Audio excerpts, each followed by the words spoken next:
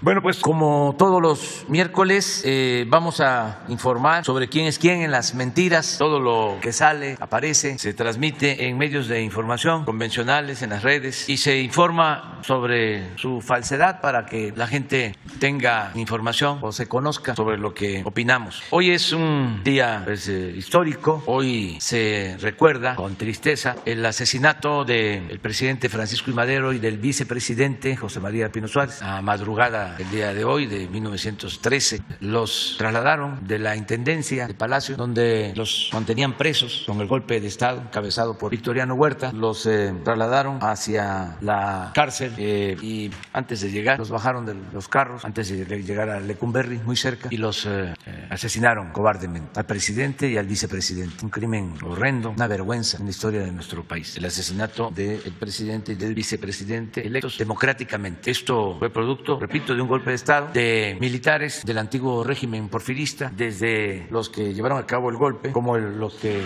ejecutaron la orden. Habían estado en el gobierno de Porfirio Díaz. Francisco Cárdenas, que asesinó al presidente Madero, había estado combatiendo a revolucionarios magonistas en el sureste, en la zona de Acayucan.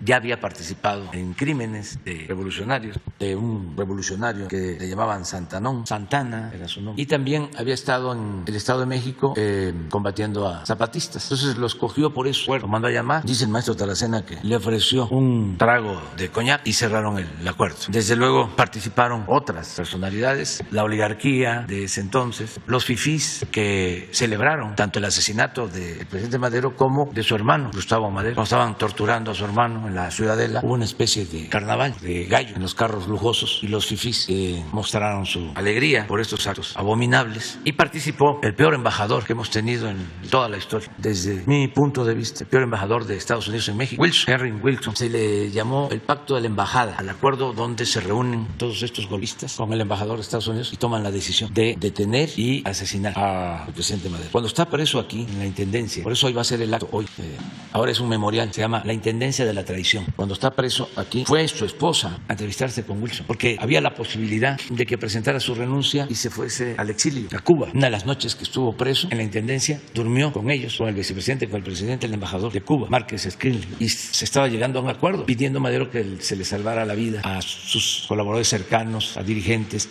a sus familiares, a cambio de que él presentara la renuncia y saliera al exilio. Pero no cumplieron estos, decidieron asesinarlo. De modo que pues eso es lo que hoy vamos a recordar, para que nunca jamás se repita algo así en nuestro país. Son pocos los casos en el mundo de asesinatos así, cobardes, viles. Cuando decía yo, la señora de Madero, Sarita Madero, va a ver a Wilson, le dice de manera grosera de que su esposo se había metido en muchos problemas y que podía hacer algunas gestiones por él para que lo liberaran, pero que no garantizaba nada sobre la suerte de José María Pino Suárez, porque era un subversivo, rebelde del vicepresidente. O sea, en una actitud de arrogancia y de prepotencia. Por eso ese embajador hay que procurar olvidarlo. Es preferible olvidar. Vamos a estar hoy haciendo una guardia a las 11. Quedamos ayer de que terminando esta conferencia les invito a la sala, porque íbamos a ver también la historia, a la sala Daniel Cabrera. Quedamos que la mitad hoy y la mitad mañana, de modo que vamos a tratar de terminar como a las 8:30.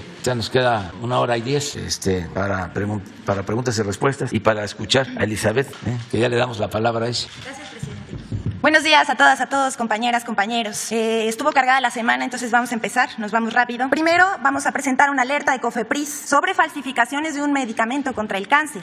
La Comisión Federal para la Protección contra Riesgos Sanitarios emitió una alerta sobre nuevos lotes falsificados del medicamento Keytruda, que es utilizado para tratar pacientes con melanoma metastásico o no removible y cáncer de pulmón. La farmacéutica Merck pidió a la población que toma este medicamento revisar el número de lote en la caja para descartar cualquier riesgo. Aquí en la pantalla se muestran los números de lote de los medicamentos adulterados. Recuerde revisar el empaque. El consumo de cualquier cualquier producto falsificado o adulterado es un riesgo para la salud de los pacientes. Si usted encuentra uno de los números de lote en su medicina, suspenda de inmediato su uso y denuncie a través de la página de internet www.gov.mx/COFEPRIS. Si quiere reportar cualquier reacción adversa, mande su mensaje al correo farmacovigilancia@cofepris.gov.mx. Ahora sí, vamos a pasar a las noticias falsas. Nado sincronizado para difundir una mentira sobre supuesta ampliación de concesiones a Grupo Vidanta. El 16 de febrero, la organización financiada por el gobierno de Estados Unidos, Mexicanos contra la Corrupción y la Impunidad, publicó información falsa sobre una supuesta ampliación de las concesiones de Grupo Vidanta, consorcio turístico, propiedad de Daniel Chávez, supervisor sin paga del Tren Maya. Esta mentira forma parte de la campaña que busca desprestigiar al presidente de la República y a su familia. La información falsa fue difundida por Reforma, Latinus, Expansión, La Octava, El Heraldo, El Sol de Nayarit y Política. Todos utilizan el mismo título, que fue utilizado por la organización fundada por Claudio X González. Las concesiones de Vidanta en varios lugares del país fueron aprobadas por los gobiernos anteriores, como el de Peña Nieto, Calderón y Fox. No se ha otorgado ninguna concesión a Vidanta durante el gobierno de López Obrador. El mismo Grupo Vidanta aclaró en un comunicado que no ha solicitado ni recibido concesión alguna de parte del gobierno de México. Cito su comunicado: todas las concesiones de playa y uso obtenidas en sexenios anteriores que tenemos para prestar nuestros servicios turísticos fueron obtenidas en sexenios anteriores. A esta fecha solo se han ido actualizando y renovando, tal y como lo marca la norma. El Grupo Vidanta precisó que si bien ayuda en la supervisión del Tren Maya, no recibe pago. Exponer esta mentira y citar a los medios que la replican no es un ataque a la libertad de expresión de periodistas. Es la exhibición de una campaña en la que participan sectores conservadores y medios de comunicación en contra del gobierno del presidente Andrés Manuel López Obrador. Siguiente, por favor. Falso que casa rentada en Houston por la esposa del hijo del presidente haya sido irregular. El 19 de febrero pasado, el periódico Reforma publicó un artículo titulado El casero de Houston, en el que asegura que la casa en la que vivieron un año José Ramón López Beltrán, hijo del presidente, y su esposa Caroline Adams, fue rentada de forma irregular o que fue prestada gratis, pues afirman que no existe registro de arrendamiento. A partir de ese texto se dio vuelo a esa nota falsa publicada por Mexicanos contra la Corrupción y la Impunidad, Latinos y otros. Al respecto, el periódico La Jornada publicó el contrato legal de arrendamiento y los comprobantes de pago durante los 12 meses en los que vivió la familia López Adams, desmintiendo así las versiones publicadas que querían hacer creer que la casa había sido prestada. Como información adicional, la empresa Baker Hughes se vio involucrada por la prensa bajo un supuesto conflicto de interés porque un ex empleado alquiló la casa. La empresa contrató un despacho especializado que realizó una investigación, la cual arrojó que no existe conflicto de interés en el arrendamiento de la casa. Siguiente, por favor. Una mentira que se repite 1000 veces sigue siendo mentira. Pero ahora sí se voló la barda del fallido aeropuerto de Texcoco, el periódico El Universal, que publicó que su cancelación costó 565,000 millones de pesos. La Auditoría Superior de la Federación y Hacienda mostraron que esto es falso y doloso. En El Universal, Salvador García Soto publicó un refrito del 8 de mayo de 2021, pero aderezado con sus propias curas. Según publicó, había un daño al erario por la cancelación de la construcción del aeropuerto de Texcoco, pues habría costado 330,000 millones de pesos por cancelar la obra y 125,000 millones que dijo costará el nuevo aeropuerto de Santa Lucía. Las dos cifras son falsas. La Auditoría Superior de la Federación aclaró que el costo real por crear el nuevo aeropuerto fue de 113,327 millones de pesos. Así que sumados a los menos de 80,000 millones que se tiene proyectado para gastar en el aeropuerto Felipe Ángeles, el costo sumado sería de unos 190,000 millones de pesos, un 33% menos. Aunque el desmentido fue publicado en varios medios, el mensaje aún sigue publicado en su perfil. Y aquí vemos medios que sí publicaron el desmentido. Siguiente, por favor. Medios y portales de noticias consignan falsedades sobre las observaciones a la cuenta pública de 2020 realizadas por la Auditoría Superior de la Federación. El lunes 21 de febrero, periódicos de circulación nacional, portales noticiosos y en redes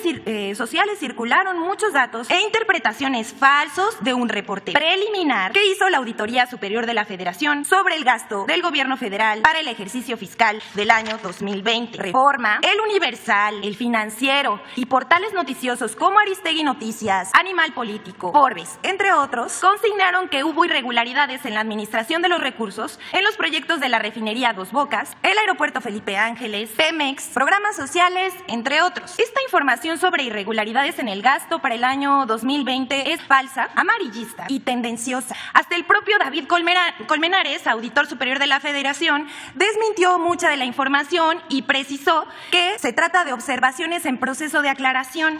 Todas esas informaciones se exageran y otras de plano mienten sobre las observaciones de la auditoría de los gastos del aeropuerto Santa Lucía, la refinería Dos Bocas, los programas sociales. Pero vamos a darles varios ejemplos del trabajo que hizo la auditoría para desmentir las falsedades que dijeron. Por ejemplo, aquí vemos la gráfica. En el caso de Dos Bocas, la auditoría analizó el gasto de 23,000 millones de pesos y tuvo observaciones sobre 59 millones de pesos, apenas el 0.2% del total. Por ejemplo, en el caso del Aeropuerto Internacional de Santa Lucía, la auditoría analizó 17,000 millones de pesos y solo observó el 0.01%, apenas 2,300,000 pesos. Del ferrocarril del Istmo de Tehuantepec, la auditoría analizó 858 millones de pesos y observó el 0.6%, es decir, 4 millones de pesos. Otro ejemplo son los resultados de las auditorías a las empresas de Pemex. La auditoría analizó 37,432 millones de pesos del gasto de Pemex. Al final hizo observaciones por 4,810,000 pesos, apenas el 0.26%. Hay programas de gobierno como la pensión para adultos mayores que tuvieron observaciones por 0.02% o el de Jóvenes Construyendo el Futuro que tuvo observaciones en el 0.03% del gasto revisado. Aquí es datos. Hasta aquí la sección de hoy, señor presidente. Quedamos en 3 compañeros de ayer: Marta Alicia Rivera, Eduardo Esquivel y Judith Sánchez. Buenos días, presidente. Bueno, yo primero quisiera preguntarle alguna opinión sobre las declaraciones del secretario de Estado de Estados Unidos, Anthony Blinken, que dijo que, bueno, se une a la petición de mayor responsabilidad y protección a los periodistas mexicanos ante lo que señala, pues, son continuas amenazas, asesinatos contra el gremio y que, bueno, pues estas cifras sin duda son preocupantes. ¿Algún comentario al respecto? Pues yo creo que está mal informado, porque de lo contrario estaría actuando de mala fe. Lo que él está sosteniendo no es cierto. Desde luego es muy lamentable que haya asesinatos de periodistas, ya lo sabemos, nada más que en todos los casos se está actuando, no hay impunidad, no son crímenes de Estado, y si el jefe del Departamento de Estado del gobierno de Estados Unidos interviene, pues yo pienso que no está bien informado de esta situación, porque no hay crímenes de Estado, y sí es muy lamentable que pierdan la vida periodistas por distintas causas que además estamos atendiendo. Pero en Estados Unidos los gobiernos tienen esa mala costumbre de que son candil de la calle, de oscuridad de la casa. No de ahora, pues estamos recordando hoy el intervencionismo del embajador de Estados Unidos, un asunto que nos duele profundamente. Y también esto pues demuestra de que existe mucha vinculación entre los grupos conservadores de México con el gobierno de Estados Unidos. A mí me gustaría que ya está actuando y está opinando el señor Blinken, que nos informe por qué están financiando a un grupo opositor, a un gobierno legal, legítimo, por qué le están dando dinero al grupo de Claudio X González, que me responda eso, y pedirle de favor que se informe y que no actúen de manera injerencista, porque México no es colonia de Estados Unidos ni es un protectorado. México es un país libre, independiente, soberano. Muy bien. Ahora 2 cuestiones, presidente. Le quiero plantear sobre la situación de la prepa en línea. Resulta que, bueno, tenían que haber empezado las clases en enero, a partir del 1 de enero. Estudiantes que ahora pues se sienten desprotegidos, no atendidos porque han pedido información de qué está ocurriendo en el programa. Los profesores les dicen que tengan calma porque se está resolviendo su situación contractual, laboral. Parece que Hacienda y la SEP todavía no terminan de ajustar o ponerse de acuerdo de cómo van a ser contratados. Entonces ahora los estudiantes pues le mandan preguntar si pueden considerar que van a continuar en este programa, si va a desaparecer, porque también temen que pueda ocurrir esto, y que básicamente pues le piden que los apoye a solucionar estos problemas que vienen pues prácticamente afectando a cerca de 24,000 estudiantes. Entonces, ¿qué puede mandar decir y qué le informan respecto a esta solución que se está dando también con los profesores que están igual en esta incertidumbre? Pues yo pienso que hoy podría atenderlos si hay una comisión, y si tú tú tienes comunicación con ellos, la secretaria de Educación, aquí a través de Jesús, para que ella les informe cómo va su trámite y desde luego que cuentan con nuestro apoyo. No desaparece, por supuesto, el programa, ¿verdad? No, nada que tenga que ver con educación. Bien, y nada más por último, presidente, no sé si usted ya vio el video de dos artistas que, pues prácticamente en esta hazaña de pedir la corona de Moctezuma, el penacho de Moctezuma. No te escucho bien. Si ya usted vio el video que pues ha circulado en las redes sociales respecto a la hazaña de dos artistas mexicanos que llegaron a Austria para pedir la corona de Moctezuma, el penacho de Moctezuma, que pudieron cambiar audioguías mostrando la historia real de cómo llegó allá y que, bueno, pues los turistas se están enterando de esto. Esta, digamos, hazaña o hacker que se hizo, pues llegó incluso al mismo Congreso. Hay una congresista, Petra Bail, que hizo una minuta, un punto de acuerdo para precisamente solicitar que se devuelva a México la corona de Moctezuma. Ellos consideran que el haber pedido, por ejemplo, en este caso al Ejecutivo Federal, en préstamo el penacho para traerlo acá en una exhibición, en una exposición, no es correcto porque es como pues dar la autoría o que es Viena o el museo dueño de la propiedad del penacho de Moctezuma, que más bien hay que seguir insistiendo en que sea devuelto. Esto ya llegó al Congreso, fue una hazaña de artistas. ¿Qué haría su gobierno respecto a esto? ¿Y qué piensa? Y si podría a lo mejor ver este video que está en las redes sociales y que habla pues finalmente de algo que no está cerrado, que no tendría por qué darse como un tema concluido, ¿no? Sí, pues es un asunto que hemos tratado desde el año pasado. Incluso Beatriz, mi esposa, fue con una carta que le envié al presidente de Austria a solicitarle, en efecto, que nos permitieran exponer el penacho de Moctezuma. Y la respuesta fue que no, argumentando de que no iba a resistir el viaje. Lo cierto es de que se han apropiado de algo que es de los mexicanos, como suele pasar en todo lo que tiene que ver con el arte, la cultura. No solo han saqueado a los pueblos en cuanto a sus recursos naturales, sus riquezas materiales, sino también su patrimonio cultural, artístico. Nosotros estamos en una campaña para que nos devuelvan todo lo que se han robado de arte y de cultura que pertenece a México. Fue muy desagradable, ¿no?, este encuentro que sostuvo Beatriz con el presidente, porque me platica que pues él no tenía mucho conocimiento, pero estaba rodeado de hombres y sobre todo una señora que se sienten los dueños del penacho, se sienten ellas las dueñas del penacho, y apenas se estaba tratando el tema, ya estaban diciendo que no, y muy penosamente, porque con un gesto de amabilidad, ¿no?, el presidente leyendo la carta que le envié, que a lo mejor la damos a conocer el día de hoy, y terminó de leer la carta y dijo que era por lo del penacho, y volteó a ver a las supuestas dueñas del penacho, le hicieron así, no, y muy amablemente pues Beatriz se despidió y ya no hubo más conversación, no se siguió con el tema porque hubo esa negativa. Es una actitud muy arrogante, prepotente, y pues no hay justificación de que no pudiera trasladarse. Ni siquiera estamos planteando, como tú lo sostienes, que fueron unas personas allá a decir que los devolvieran, que era nuestro. No, era para que se exhibiera. Hay un gran libro del gran escritor mexicano que acaba de fallecer hace relativamente poco. Noticias del Imperio se llama el libro. Fernando del Paso. Es que del post-COVID. Un gran escritor, merecedor del Nobel de Literatura, que escribió ese gran libro que se llama Noticias del Imperio, y ahí narra, porque al otro día lo mencioné, y alguien dijo de que no era del todo cierto lo que había planteado, que a Maximiliano no le habían querido prestar el penacho, pero lo dice del Paso en el libro, de ahí lo retomé, incluso lo pongo en la carta que le envié al presidente, pongo el relato que hoy van a tener ustedes. Ojalá y cambien de modo de pensar y si quieran reivindicar. Hay cosas de Austria que son excepcionales en la relación. México fue el primer país que condenó la invasión nazi a Austria durante el gobierno del presidente Lázaro Cárdenas. Hay un reconocimiento por eso. Sin embargo, en el tema del penacho no se ha avanzado. No hay que cerrar el expediente, hay que seguir insistiendo que nos devuelvan el penacho y que nos devuelvan todo lo que se han robado, que pertenece a los mexicanos en todos los países. Muy bien. Eduardo Esquivel. Buenos días, señor presidente. Buenos días, Elizabeth. Eduardo Esquivel Ancona, SDP Noticias. Mi primera pregunta es acerca del tren suburbano. ¿No habrá manera de que este tren suburbano, que tiene una concesión de 68 años ya, y es parte esta concesión de una empresa que se llama CAF, que es española, desde un principio este tren, esta infraestructura, se hizo mal lo que es su estado financiero, porque se licitó en el 2005, se declaró desierta la licitación, y en esa licitación que se declaró desierta, una empresa francesa tenía mejor mejores costos que CAF. Un mes después se hace otra vez la licitación y ahora sí gana CAF. En el 2005, Jacobo Zabludowski denunció en una columna que nos hizo mucho escándalo aquí en México, que el rey de España, Juan Carlos de Borbón, había hablado con Fox para que le dieran esa licitación a CAF. Se hizo esta licitación, se empezó a hacer las cuestiones en una infra que es el antecesor de Fonadín, dio a fondo perdido más de 4,000 millones de pesos para esa obra de infraestructura.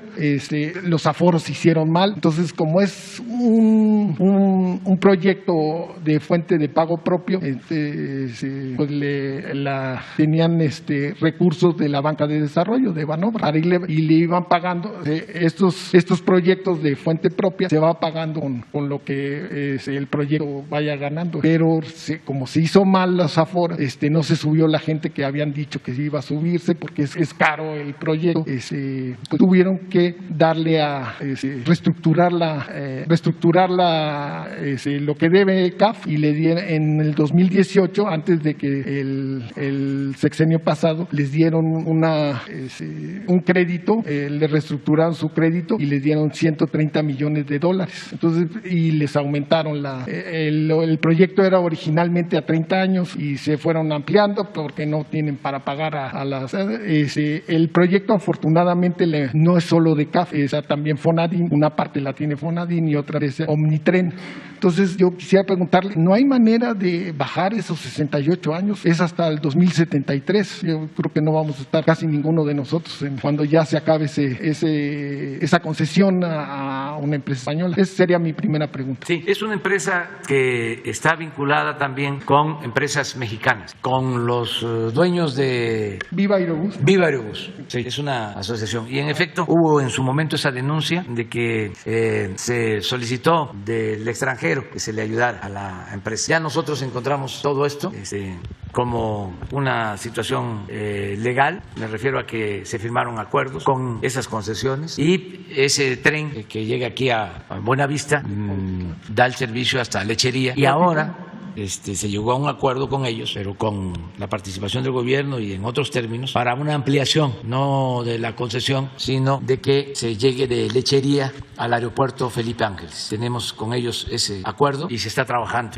con esta empresa. Hay muchas cosas que ya no se pueden modificar. Todas las concesiones que se entregaron pues fueron a 40, 50 años, en unos casos a 100 años, lo que vimos del puerto de Veracruz, y no hemos optado por cancelar concesiones. Lo que estamos haciendo es no otorgando nuevas concesiones. Solo en este caso son 25 kilómetros, 8 kilómetros a cargo de la Secretaría de la Defensa. Yo quería que ellos hicieran todo el tramo, pero también ya no tienen posibilidad porque tienen muchísimo trabajo.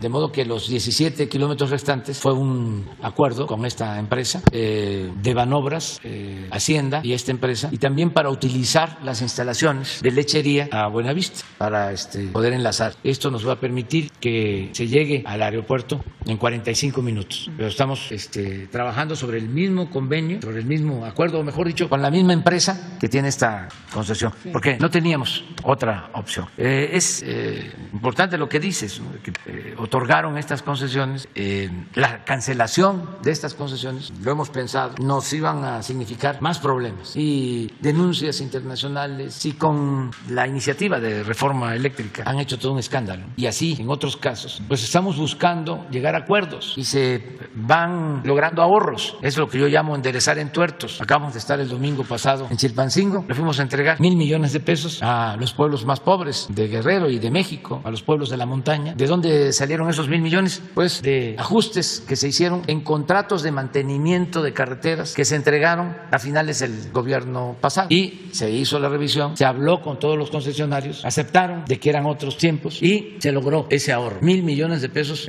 anuales que se van a entregar a los 23 gobiernos municipales de la montaña para mejorar sus caminos con la participación de la gente. Pero así muchos casos de concesiones otorgadas por muchos años y a partir del influyentismo, lo que mencionó en su momento el finado López Dóriga, No, Jacobo Zabludovsky. No, a Joaquín le deseo que viva mucho tiempo, larga vida.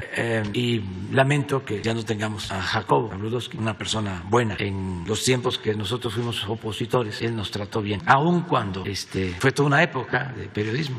Hasta hay una canción de Molotov, que no te haga bobo Jacobo. Pero eso es otro asunto. Sí, en una segunda pregunta, muchas gracias. En una segunda pregunta, en la CRE canceló los contratos para este año de autoabasto que tenía plantas de Iberdrola y Eólica del Sur en Nuevo León. Entonces yo le quiero preguntar qué va a pasar con esa energía que están produciendo las plantas de ciclo combinado de Iberdrola y en Nuevo León, que por cierto contaminan más que la refinería de Cadereyta, ¿no? Se quejan mucho de la refinería de Cadereyta, pero estas 8 plantas que están en Nuevo León, que dan servicio de autoabasto, que es una figura que la han malinterpretado y es, pues, la verdad, hablando con especialistas, es ilegal, ¿no? Y por eso la suspensión. Y Eólica del Sur, que está ahí en Oaxaca, estos son los que daban el servicio de autoabasto. ¿Qué se va a hacer con esa energía? ¿Se la van a vender a la Comisión Federal de Electricidad? Y hay otra cosa que también quisiera saber. No hay riesgo con esta cancelación de que no se pague. Eólica del Sur es de Mitsubishi y pues, casi todo se hizo con créditos de la banca de desarrollo y a fondo perdido de Fonadín. O sea, se hizo más de 1,000 millones, dio Fonadín a fondo perdido para la creación de esta empresa, y de capital de riesgo los privados solo dieron el 13%, no nada más. Todo lo demás, créditos con Banobras, y no habrá riesgo de que no puedan pagar estos créditos o que haya problemas con el crédito que les dio Banobras al no pagarle todo, porque aquí con las eólicas pasa algo. Cuando es autoabasto, ellos le cobran toda la luz, pero ellos cobran hasta lo que da la Comisión Federal de Electricidad, cuando pues, es intermitente la energía que da. Las eólicas son intermitentes, no son. Entonces tiene que entrar plantas o centrales eléctricas de la Comisión Federal de Electricidad, pero ellos sí cobran a los otros privados, sí le cobran el total, no separan, ¿no? Y ahora la comisión pues les va a cobrar igual. La Comisión Federal de Electricidad sí les va a cobrar igual, pero ellos ya no van a tener, sobre todo la eólica va a tener mermas en sus ganancias, porque pues no va a cobrar todo. Entonces puede ser que tengan problemas para pagar los créditos. Ese sería mi... Sí, este es un caso de concesión que se venció y ya no se renovó el permiso. Es de los pocos casos. Y la CRE ya no renovó el permiso. Y primero se pensó de que iba a haber una especie de huelga o de apagón si no se entregaba de nuevo el permiso, si no se renovaba, y se tomó la decisión de no renovar. Al final, lo que pasó con las empresas que recibían este servicio, que se trasladaron a la Comisión Federal de Electricidad. La comisión les ofreció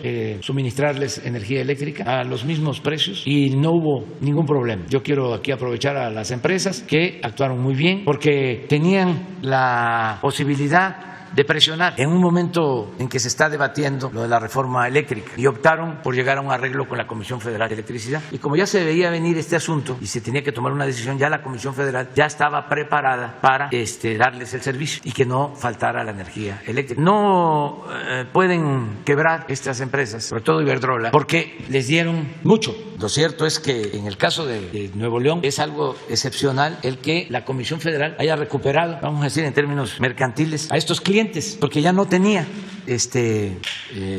empresarios que consumieran energía eléctrica de la Comisión Federal. Ya todo lo tenía acaparado Iberdrola y la Eólica del Sur. Sí, entonces no pasa nada, y sí, también en efecto fueron puros negocios que se hicieron con influyentismo, todas estas concesiones, porque se alegaba de que había que darle oportunidad a las empresas extranjeras porque significaba la llegada de inversiones, que se incrementaba la inversión foránea. Pues no, el dinero era de la misma Banca de Desarrollo de México. Ellos con influencia recibían estos créditos, incluso hasta les devolvían impuestos, hacían las obras y todavía no las terminaban y ya les habían devuelto el IVA en sus obras, no les costaban. Y Fonadín les daba fondo perdido. Claro.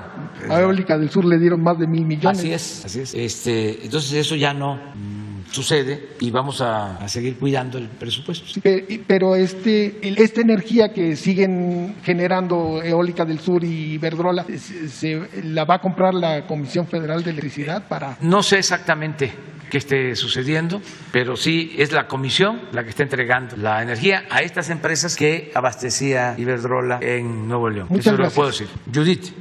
Gracias, presidente. Buenos días. Judith Sánchez Reyes, corresponsal de imagen del Golfo de Veracruz.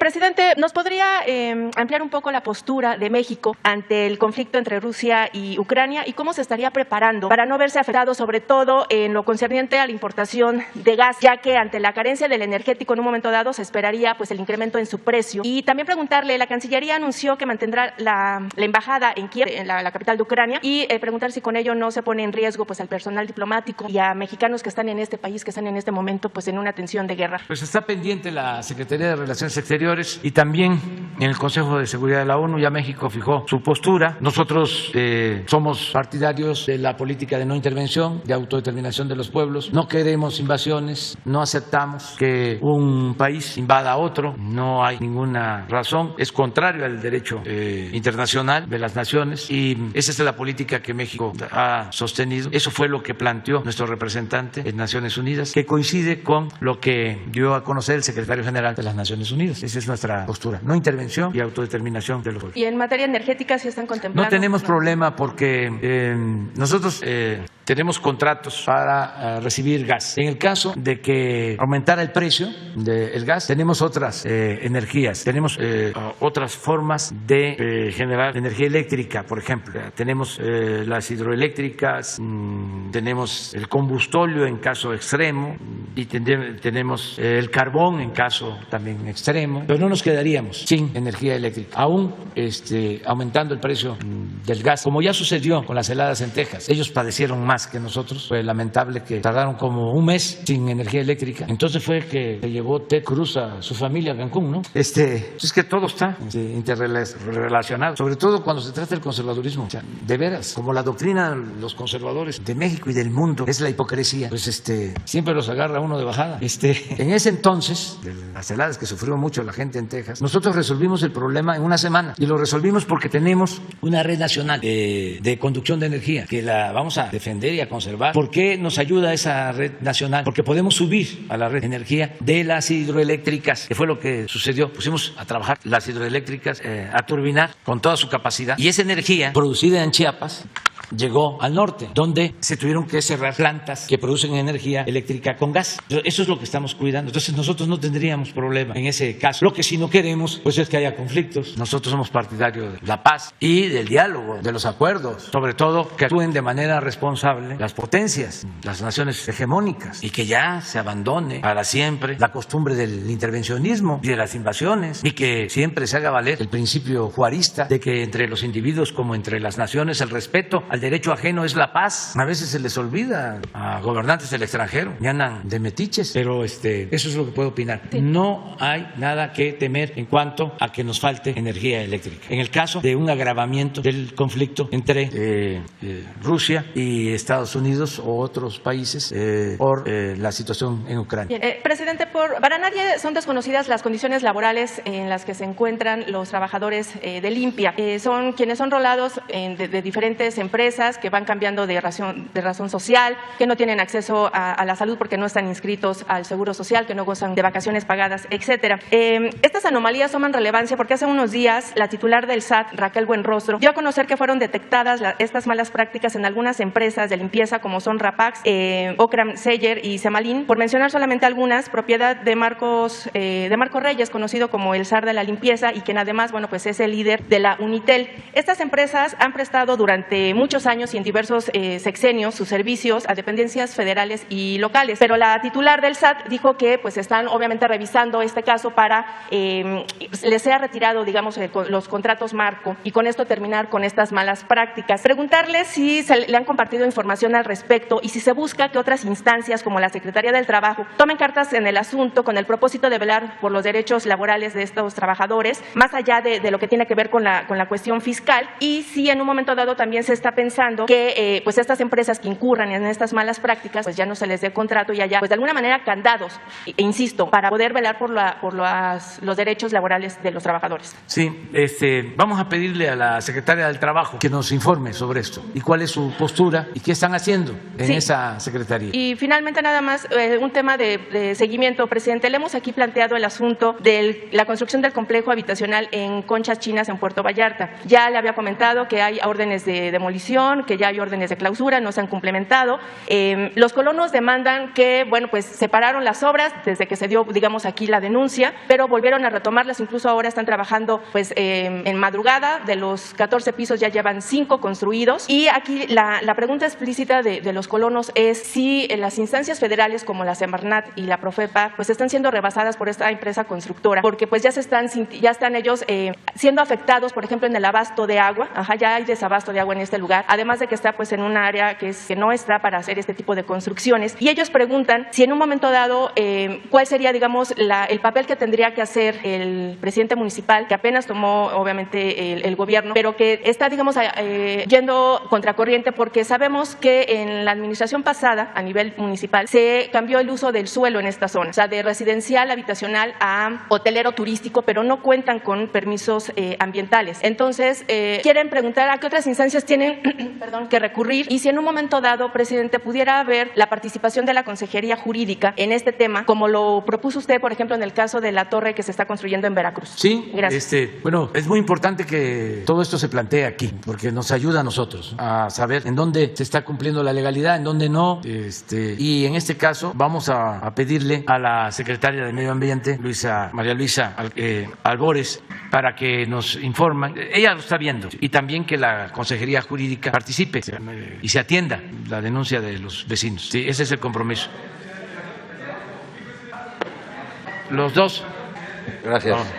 Por cierto, así que yo soy de Quintana Roo y todos son bienvenidos a Cancún, por lo de TED, que llegan todos los gringos allá. Y pues bueno, pues ahora sí que, presidente, sobre un caso de corrupción que está habiendo en el Poder Judicial en Quintana Roo, resulta que ha estado sucediendo que meten documentos falsos para robarse propiedades y por medio de juicios de amparo, con estos documentos falsos, empiezan de manera como legal, y lo pongo entre comillas porque es muy ilegal, a despojar a personas que son reales pues dueños, ¿no? Está pasando ahorita un caso en particular con la magistrada Patricia Elia Cerros Domínguez del segundo tribunal colegiado 22º de circuito. Y pues bueno, presidente, en el combate a la corrupción, impunidad que se está llevando, pues el Poder Judicial creo que toma un papel fundamental, igual que las fiscalías, y pues en este tipo de cosas donde ya hay ilegalidades y ellos avalan las ilegalidades y las vuelven legales, ¿no? ¿Qué se puede hacer, señor presidente, para empezar a regular todas estas cosas que están pues manchando, ¿no?, de alguna manera el tránsito de la transformación del país? Bueno,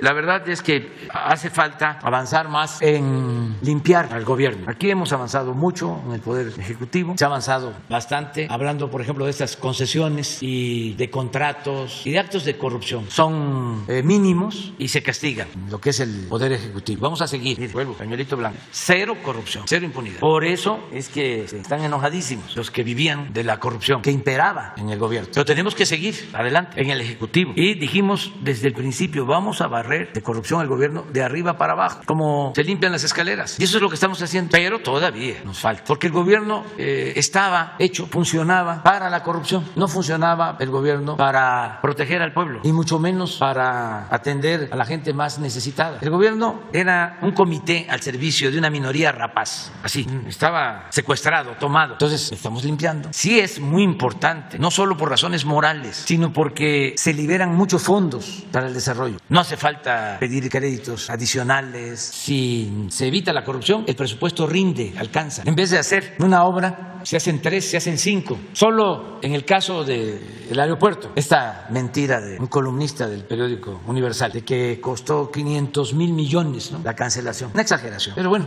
mienten como respiran. Pero ¿cuál es la verdad? Que tenían estimado hacer el aeropuerto de Texcoco en 300,000 millones. 300,000 millones. En el lago de Texcoco, en el peor sitio, se iba a hundir. Y estoy hablando de presupuesto estimado, 300,000 millones. Pero cuando empezaron a hacer el tren Toluca a la Ciudad de México, estimaron 30,000, iba a costar 90,000. Pero aún aceptando que iba a costar 300,000, aún aceptando eso. Cuando estamos nosotros en campaña y empezamos a hablar de que no era conveniente hacer ese aeropuerto, le meten muchos recursos, comprometen recursos, porque pensaban que si ya tenían mucho invertido o comprometido, ya no íbamos a poder hacer nada. Ya era un asunto consumado. Pensaron eso. Bueno, de todas formas, tomamos la decisión de cancelarlo. El pueblo así lo decidió, se hizo una consulta y pagamos, en efecto, 100,000 millones por compromisos. No se le quedó a deber nada a nadie.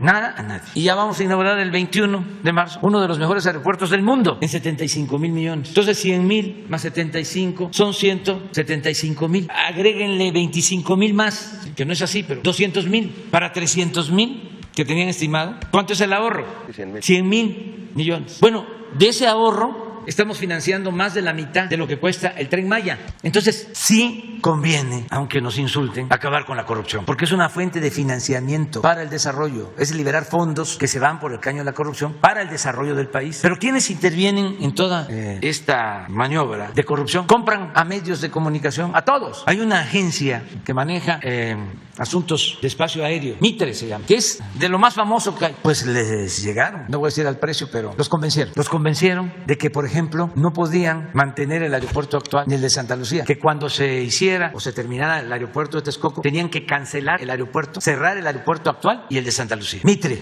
porque no se podía volar con los tres aeropuertos, se iba a producir interferencia aérea. Hay quienes sostienen que hasta cambiaron el proyecto, porque lo que les interesaba, en el fondo, era quedarse con los terrenos del actual aeropuerto, 700 hectáreas, negocio inmobiliario. Entonces, esa corrupción pues es lo que le impedía a México salir adelante. Claro que están enojados los pseudoempresarios, los traficantes de influencia, los dueños de medios de comunicación, los voceros de los dueños de los medios de comunicación, los achichincles y hasta conservadores que están en contra de todo lo que hacemos. Aunque sea racional, aunque sea evitar la corrupción, de todas maneras están en contra. Entonces, tenemos que seguir limpiando de corrupción el gobierno. Y eso decíamos para el Poder Judicial. La Fiscalía. Y el caso de la Fiscalía. Las fiscalías. Yo sostengo de que el fiscal es confiable y el presidente de la Suprema Corte de Justicia, Arturo Saldívar, y Alejandro Hertz, y también otros ministros y desde luego magistrados y jueces, pero no son la mayoría. Todavía hace falta limpiar en el Poder Judicial. Todos estos asuntos sí, no las deben, aparte los tienen mexicanos. Que ver con corrupción. Lo que tú estás planteando del uso del suelo en toda la Riviera Maya. Ya quedamos que va a venir aquí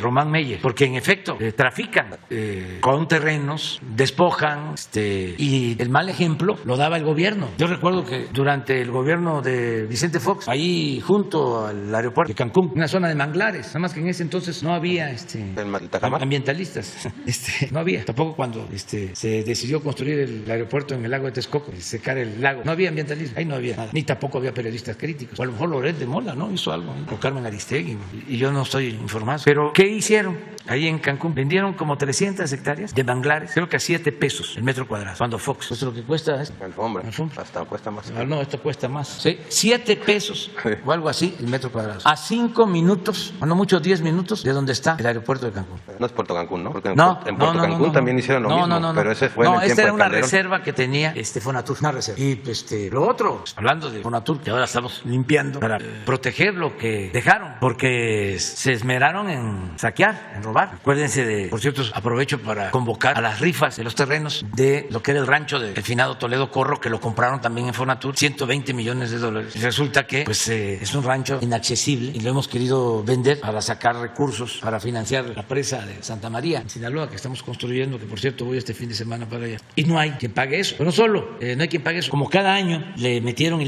solo de mantenimiento. El último avalúo ya resultó que los terrenos cuestan como 5,000 millones. Entonces, ¿cómo vamos a recuperar eso? Pues lo que estamos haciendo es fraccionando. Aquí está. Y aprovecho para pedirle a todos los que juegan a la lotería que compren su cachito y ayudan, porque ese dinero se va a quedar ahí en Sinaloa y va a servir para financiar la presa Santa María, que de todas maneras la vamos a terminar, pero nos ayudaría. Porque imagínense tener bien ahí, que solo se le está dando mantenimiento, ¿cuánto nos cuesta? Y vamos también a rifar, aprovecho, otras casas. Vamos a rifar una casa que sirvió de casa de campaña o de transición, como le llamaban, durante el gobierno de Fox, aquí aquí en Las Lomas. Allá en Quintana Roo, ¿no? Y una muy bonita en Cozumel. Sí, esa, pero esa se le va a dejar a la Secretaría de la Defensa, porque van a poner ahí una escuela para buceo y para actuar en acciones de protección a la población. Presidente, nada más saber si el Poder de la Judicatura puede revisar el caso de esta magistrada Patricia Elia Cerro Domínguez, porque aparte ya las fiscalías ya le habían avisado que esos documentos se estaban investigando que eran falsos. Entonces, saber si el Poder de la Judicatura podría revisar este caso en específico, porque pues, hay antecedentes de más cosas que pudieran estar sucediendo con esta magistrada. Y como segundo tema rapidísimo, presidente, hay unos foros, unos diálogos regionales que se están haciendo en este momento para discutir la ley general, la creación o impulsar una iniciativa de ley general para la protección de defensores y periodistas, precisamente del contexto que está sucediendo. Ha habido algunas propuestas bien interesantes y bueno, se conoce que la mayor parte de las agresiones pues vienen de funcionarios públicos, policías municipales, policías estatales, de las fiscalías, de los alcaldes municipales. Generalmente vienen de los municipios y de los estados esas agresiones y el gran porcentaje de esas agresiones está en los funcionarios públicos. Se está hablando de un registro nacional de agresores en esta creación de este modelo. Saber si no sería buena idea, señor presidente, que pues mire, algo que nunca pasa es que se les castigue y por eso lo repiten, ¿no? Y siempre hay impunidad en esos casos, ¿no? Saber si habría manera de crear alguna área especial que inhabilite a funcionarios que agredan a defensores y que agredan a periodistas como una falta administrativa, pero que ya no sean aptos para el servicio público, ¿no? Y que se haga de una manera ágil, rápida y ahora sí que porque estas personas siguen agrediendo y siguen obteniendo poder, pero no nada más, si agreden a un periodista, pues imagínense si no son capaces de agredir a otro tipo de personas que no tienen algún tipo de foro para poder expresarlo, ¿no? Entonces, creemos que las personas agresoras, funcionarios públicos, ya no deben de estar en el ejercicio público, pero no hay, el modelo el que existe en este momento es larguísimo para inhabilitar a algún funcionario y, pues bueno, nunca son castigados. Y cuando son castigados, estaba escuchando en el diálogo de Oaxaca, que asistía a los diálogos, el segundo ahorita va a ser en Hermosillo, el 1 y el 2, en Oaxaca, las experiencias que contaban los defensores de Oaxaca, es que incluso ya castigaban a un funcionario, que le ponían una multa y que ni la pagaba y aparte le daban otro puesto público. Entonces, pareciera que agredir a un defensor de derechos humanos en México, a un periodista, por medio de los funcionarios públicos, que no tiene castigo. Entonces, a ver, señor presidente, si usted pudiera, pues de alguna manera revisar lo que está pasando en los foros, que está bien interesante, ¿no? Y que en esta discusión de iniciativa de ley general, pues se promueva ya un órgano sancionador, ¿no? A los funcionarios públicos que agreden. Y lo que decía ayer del presupuesto oficial, que un porcentaje del presupuesto de publicidad oficial se vaya a apoyo a los colegas, ¿no? Creo que a lo mejor puede estar también legislado en la creación de esta ley, que luego nosotros estamos asistiendo a estos foros para platicar y discutir por medio de una asociación en la que estamos, se llama Periodistas Desplazados de México, y pues bueno, pues promover que a lo mejor en esta misma ley ya se prevea, ojalá y pues se pueda también, pues que parte de la publicidad oficial destinada a promover, pues sea también para garantizar pues las condiciones precarias, porque sí es real, o sea, sí es real que los compañeros, o sea, que muchos compañeros pasan temas muy precarios sobre todo en las provincias, o sea, en las comunidades, o sea, el reportero comunitario, el periodista comunitario. Entonces, señor presidente, saber si puede usted pues ayudarnos a crear esta ley general y que también pues cuando salga pues se pueda impulsar y aceptar. Si yo te comento, porque tú lo haces pues de muy buena fe y no tienes el propósito pues politiquero de estar afectando al gobierno solo porque no coinciden con lo que estamos haciendo. No lo haces para atacarnos, como sucede con los conservadores corruptos de México, y ahora hasta nos sorprende la actitud del jefe del Departamento de Estado. A lo mejor ni siquiera es él, son sus informantes, porque está lleno de informantes de la CIA y la DEA y el FBI, no sé cuántos, que yo le pido al señor Blinken que revise este asunto, porque lo están engañando y lo están utilizando. No tengo la menor duda de eso, solo que él lo esté haciendo es profeso. Entonces también le voy a decir que ya tomamos nota, porque pues nosotros actuamos con transparencia, con sinceridad, no somos hipócritas. Por eso me importa mucho decirte que nosotros no toleramos la impunidad de nadie. Cuando se trata de una autoridad, la que agrede a un periodista, de inmediato actuamos. Pero la mayoría se dan en los municipios y en los estados. Sí, pero aunque se trate de municipios, si hay un asesinato y tiene que ver con una autoridad, aunque sea local, nosotros actuamos. Cualquier violación de derechos humanos. Por eso hablo de que no somos iguales. Nosotros no somos cómplices de violadores de derechos humanos. No hay como antes. Crímenes de Estado. Acabo de decir que el mismo ejército, que es un ejército surgido de un movimiento revolucionario, precisamente por lo que recordamos hoy, el asesinato de Madero, y esto lleva a Venustiano Carranza, gobernador de Coahuila, a la conformación del actual ejército, que es un ejército surgido del pueblo, un ejército revolucionario. Sus manchas, sus actos reprobables, sus actos de represión, los llevaban a cabo por órdenes de autoridades civiles, porque el comandante supremo de las Fuerzas Armadas es el presidente. Entonces nosotros nunca vamos a dar la orden de que se reprima a nadie. No vamos a mandar a matar a nadie. No es mátalos en caliente. No es si están heridos, remátalos. Eso ya se terminó. Eso se daba antes, que había torturas, desaparecidos, asesinatos. Entonces, te aclaro esto porque si no el señor Blinken y nuestros adversarios conservadores van a decir en la misma conferencia de prensa, un periodista, que no es esa tu, nada que ver. Tu intervención, o no obedece a eso, tu intervención, tú estás actuando de buena fe. Sí, pero sí es importante que yo te aclare esta situación. Ahora, nosotros vamos a enviar, hoy en la mañana le di instrucciones al secretario de Relaciones Exteriores que le envíe al señor Blinken una relación de todos los casos, informando de todos los casos. Pero también lo vamos a hacer aquí, estamos informando aquí para que se conozcan estos casos. Y desde luego que no podemos permitir la impunidad de nadie, sea quien sea. O sea, por lo que tú estás hablando de autoridades locales. Sí, policías, la mayor estadística está en los policías municipales, sí, en los estatales, sí, en miembros de las fiscalías estatales, sí, ¿no? De hecho, los compañeros agredidos de los estados, en quien confían más, digamos, en su protección es en el mecanismo, ¿no? Cuando va uno a los estados, realmente un periodista agredido, pues no confía en el estado, digamos, estatal, en el gobernador o municipio, y siempre acuden al mecanismo por protección. Y en Oaxaca fue súper evidente, por ejemplo, que pues bueno, buscaban todo el tiempo a la parte federal para que les ayudara en la protección de las que estaban teniendo en Oaxaca. Y mi pregunta va en el sentido de querer hacer una ley mejor, ¿no? Sí. De querer impulsar una mejor ley general para prevenir, porque al final el propósito es evitar las agresiones, sí, a periodistas, ¿no? Entonces, sí, ya tenemos documentado que un porcentaje amplio está en funcionarios, policías municipales, y ellos, bueno, crear un modelo en donde ellos puedan ser castigados, sí, o persuadidos a no hacerlo. Sí, ¿no? Sí, lo vamos a tomar en cuenta y sí estamos pensando también en incluir lo de apoyo, de protección, sí, a periodistas en general, sí, y lo vamos a hacer. Bueno, vámonos porque si no se nos acaba el tiempo. Es más, seguimos mañana. Tú vas. Mira, ella mañana, por favor, abre. Vámonos a la sala. Vénganse a los que les toca. No es que si no los espacios no nos van a servir. Mañana. Sí, de acuerdo.